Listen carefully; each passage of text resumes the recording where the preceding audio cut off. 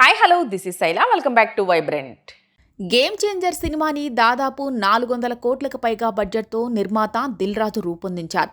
Shankar direct చేసిన ఈ చిత్రంలో రామ్ చరణ్ డ్యూయల్ రోల్లో నటించగా ఎస్జే సూర్య విలన్గా యాక్ట్ చేశారు.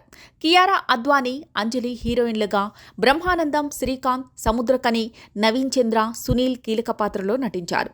జనవరి 10న రిలీజ్ కానున్న ఈ సినిమాపై మెగా ఫ్యాన్స్ చాలా నమ్మకాలు పెట్టుకున్నారు. అయితే ఇటీవల జరిగిన ఓ ప్రెస్ మీట్లో గేమ్ చేంజర్ పై ఓ ఇంట్రెస్టింగ్ క్రియేట్ చేయలేకపోతున్నామంటూ దిల్ రాజు మాట్లాడిన మాటలు బాగా వైరల్ అయ్యాయి. ఇందుకు సంబంధించిన వీడియోల్ని సోషల్ మీడియాలో పోస్ట్ చేస్తూ దిల్ రాజుకి ధైర్యం చెబుతున్నారు ఫ్యాన్స్. మీరేం టెన్షన్ పడకండి సార్, ఈ సంక్రాంతికి మనదే గేమ్ చేంజర్ బ్లాక్ బస్టర్ అవుతుంది అంటూ కామెంట్లు పెడుతున్నారు. ఇంతకీ ప్రెస్ మీట్లో దిల్ రాజు ఏమన్నారంటే, ఇంకా శంకర్ గారి దగ్గర నుంచి వస్తున్న గేమ్ చేంజర్ ఎలా ఉంటుంది అంటున్నారు. ఎక్కడ కూడా సినిమా పైన ఒక ఇంట్రెస్ట్ క్రియేట్ చేయలేకపోతున్నాం.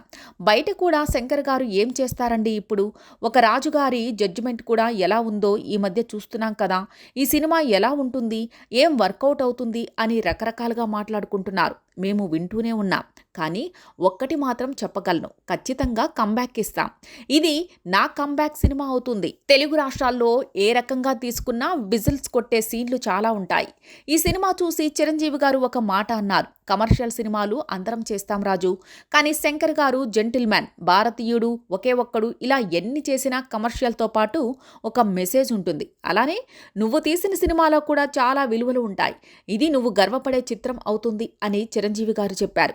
నాకు శంకర్ గారు స్టోరీ చెప్పినప్పుడు, సినిమా చూసి చిరంజీవి గారు ఇలా చెప్పినప్పుడు నాకు రెండు బాగా సింక్ అయ్యాయి. అలాంటి గొప్ప సినిమా ఇది అంటూ దిల్ రాజు చెప్పారు. ఇలా ఒక్క ప్రెస్ మీట్తో గేమ్ చేంజర్ని మరింత బలంగా ఆడియన్స్లోకి తీసుకెళ్లడంలో రాజుగారు సక్సెస్ అయ్యారు. ఈ ఎక్స్పెక్టేషన్తో దిల్ రాజు హ్యాష్ట్యాగ్ ప్రస్తుతం నేషనల్ వైడ్ ట్రెండింగ్లో ఉంది. మరోవైపు గేమ్ చేంజర్కి తమిళంలో పెద్దగా పోటీ లేకపోవడం కలిసొచ్చే విషయం.